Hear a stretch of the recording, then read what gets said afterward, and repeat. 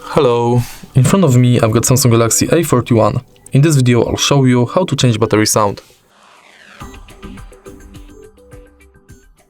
In the beginning let's enter Play Store and search for battery sound notification app.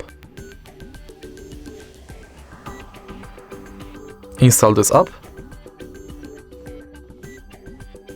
and open it. Tap plus in the right corner and select mode between connected, disconnected, full battery and low battery. Now select sound source between audio file, ringtone and text-to-speech.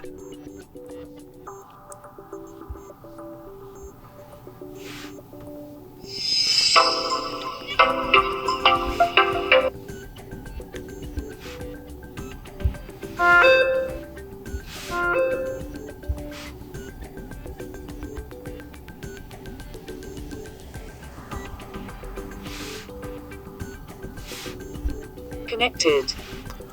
Name your function.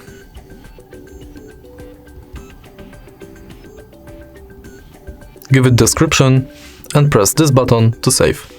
Now you've got your new battery sound. If you find this video helpful, please leave like, comment and subscribe.